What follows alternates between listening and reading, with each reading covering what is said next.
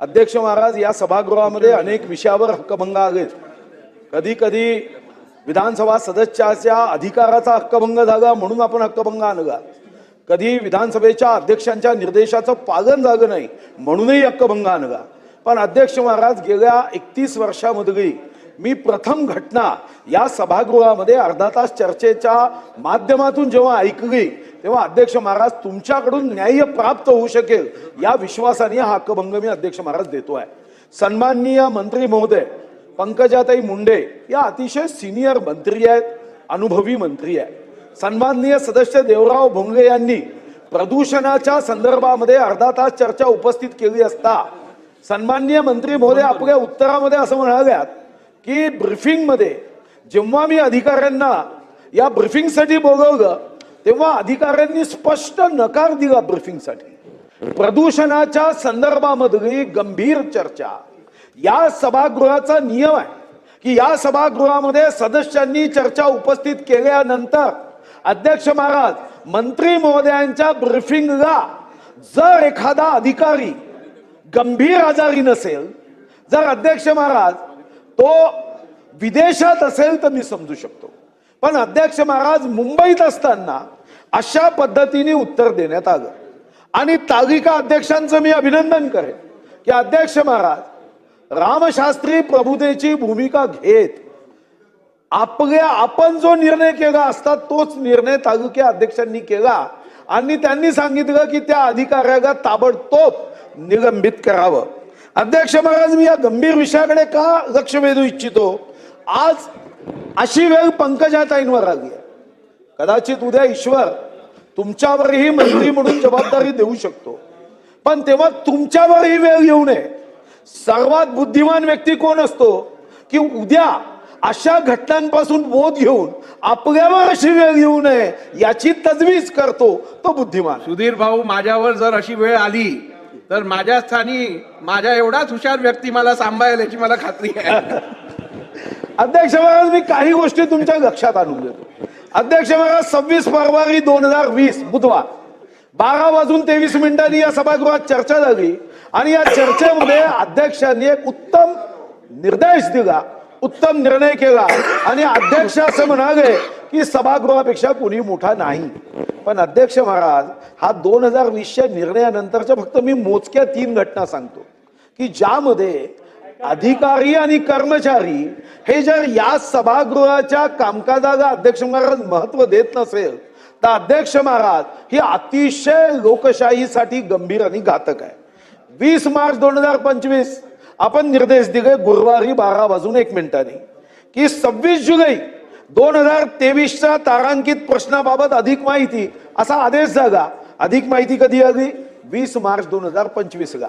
आपण सांगितलं अशा घटना होता कामा नये, पण अध्यक्ष महाराज, अजूनही अधिकारी कर्मचाऱ्यांमध्ये ही गंभीरता पोहोचली नाही. 18 जुलै 2025 शुक्रवार 1:30 वाजता औचित्य मांडल्यानंतर उपाध्यक्षांनी घोषणा केली की कर्मचारी अधिकाऱ्यांनी 30 दिवसात त्याचं उत्तर दिलं पाहिजे.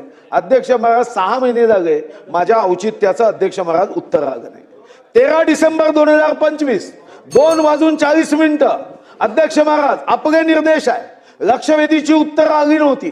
अगोदरची प्रथा परंपरा अशी होती की ज्या लक्षवेधीवर चर्चा होत नाही त्या लक्षवेधीच्या संदर्भात अध्यक्ष महाराज प्रिंटेड मान्य झालेल्या, अमान्य नाही, मान्य झालेल्या लक्षवेधीवर प्रिंटेड उत्तर देण्याची पद्धत होती आणि आपणही ती मान्य करत अतिशय उत्तम निर्देश दिले की उद्यापर्यंत उत्तर आले नाही तर खबरदार, मुख्य सचिवावर मी हक्कभंग मांडेल आणि हक्कभंग स्वीकारेल. आणि नंतर मुख्य सचिवा 24 तासाची जी सनसटांडी निर्माण होते तशी झाली. मुख्य सचिवांनी तुम्हाला पत्र दिलं की आम्हाला थोडीशी 2 महिन्याची मुदत वाढवून द्या आणि तुम्ही, ठीक आहे, कारण या मुख्य सचिवांचा दोष आहे असं मी म्हणणार नाही, तुम्ही 2 महिन्यांची मुदत वाढवून दिली. पण अध्यक्ष महाराज, आता 13 डिसेंबर झालं, 13 जानेवारी झाली, 13 फेब्रुवारी झाली, आता आम्ही 27 फेब्रुवारीमध्ये आहो. 2 महिन्याचं कॅलेंडर हे काल निर्णयवाल्यांना बदलवायला लावा. अध्यक्ष महाराज, आता 24 फेब्रुवारीला आपण पुन्हा निर्देश दिले. आता कपात सूचनेचं उत्तर जे 16 मार्च 2022चं कपात सूचनेचं उत्तर 18 फेब्रुवारी 2026ला आलं आणि आपण म्हणालेत, कारण आपण टेक्नोसावी आहात, आपण अतिशय बुद्धिमान, अतिशय वकील म्हणून आपलं ज्ञान आणि आपण उत्तर दिलं. पण माझी अध्यक्ष महाराज विनंती आहे, एक माझी खास विनंती आहे. असं म्हणतात की पेनिसिलिनचं इंजेक्शन द्यायचं असेल तर टेस्ट केस केली पाहिजे. डॉक्टर पहिल्यांदा स्किनमध्ये एक इंजेक्शन देऊन टेस्ट करायचे. माझी आपल्याला आग्रही विनंती आहे हक्कभंगाच्या माध्यमातून. हक्कभंगाचे अनेक दाखले मी 95 पासून पाहिले आहे. मी स्वतः मनजित सिंग सेठीवर हक्कभंग टाकला तर अध्यक्ष महाराज आम्ही एका मिनिटात स्वीकारलाही आणि स्वीकारून 2 महिन्याच्या आत निर्णय देऊन 90 दिवसाची जेल दिली. आणि आपल्यालाही माहिती आहे की हक्कभंगाची जेल कंटिन्युएशन मध्ये जेलमध्ये जात नाही. जेव्हा अधिवेशन असेल तेव्हा जेलमध्ये, पुन्हा बाहेर, पुन्हा जेलमध्ये. आणि जेव्हा त्याच्या लक्षात आलं की विधानसभेचे काय अधिकार आहे, या विधानसभेची शक्ती काय आहे, या विधानसभेला हक्क काय आहे, तेव्हा मग लोकांना लक्षात आलं की ही विधानसभा गमतीनी नाही. 10,000 वाघाची ताकद एकीकडे आणि अध्यक्ष महाराजांची या विधानसभेची ताकद एकीकडे. आणि म्हणून माझी विनंती आहे की हा हक्कभंग आपण स्वीकारावा. याला आता जर तर किंतु परंतु बट या शब्दाचा वापर न करता हक्कभंग स्वीकारावा आणि हक्कभंग समितीला निर्देश द्यावे की तातडीने पुढच्या अधिवेशनापर्यंत याचा निर्णय करून लेखी निर्णय विधानसभेत त्यांनी पटलावर द्यावा. आणि हक्कभंग समितीने जर पुढच्या अधिवेशनापर्यंत निर्णय केला नाही तर हक्कभंग समितीला बरखास्त करावं, एवढी विनंती मी करतो. धन्यवाद. सन्मान्य ज्येष्ठ सदस्य सुधीर मुनगंटीवार साहेबांनी आज अत्यंत गंभीर विषयाकडे या सभागृहाचं लक्ष वेधलेलं आहे. हक्कभंग हा अधिकार सर्व सदस्यांना दिला गेला आहे, कारण ह्या त्यांच्या अधिकारातनं त्यांच्या एकूण कार्यशैलीवरती परिणाम पडतो. जर का त्यांना आपलं कार्य करताना कुठच्या अडचणींचं सामोरे होत असेल तर अशा परिस्थितीत हक्कभंगाच्या आयुधाचा वापर करून निश्चितपणे आपले अधिकार अबाधित ठेवण्याची संधी ही सदस्यांना प्राप्त होते.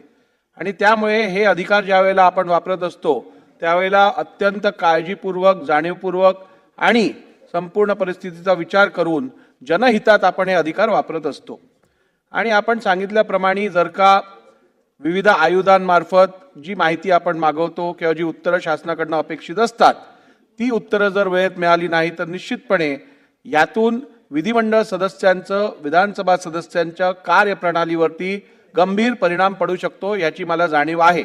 आणि म्हणूनच गेल्या अधिवेशनात ज्या वेळेला या संदर्भात अनेक सदस्यांनी तक्रार केली की वारंवार प्रश्न विचारूनही, आश्वासनं मिळूनही त्याची उत्तरं वेळेत मिळत नाही, त्यावेळेला आपण मुख्य सचिवांपर्यंत हा विषय नेऊन, त्यावेळेला तर मुख्य सचिव 2 दिवस झाले रुजू होऊन नवीन मुख्य सचिव होते, त्यानंतर त्यांनी 2 महिन्याची वेळ मागितली, आपण त्यांना 2 महिन्याची वेळ दिली. आणि त्यानंतर मी सभागृहाला अवगत करू इच्छितो की मुख्य सचिवांनी माझ्याशी संपर्क साधून बराचसा कंप्लायन्स केलेला आहे. अजून 100% झालेलं नाहीये, पण समाधानकारक कंप्लायन्स झालेला आहे.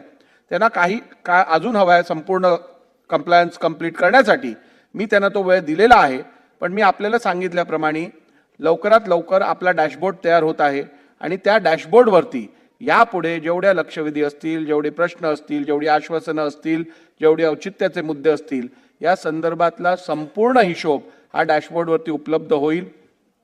किती तारखेला आपण कोणत्या आयुधातनं कुठचा प्रश्न मांडलेला, त्यावरती शासनाकडनं उत्तर कधी अपेक्षित होतं आणि शासनाचं उत्तर कधी आलं, केव्हा निरुत्तरी झालं असेल, उत्तर आलं नसेल तर त्या संदर्भातली पण माहिती आपल्याकडे असेल, जेणेकरून सगळ्या सदस्यांना या संदर्भातली पूर्ण माहिती ट्रान्सपरंटरित्या प्राप्त होईल.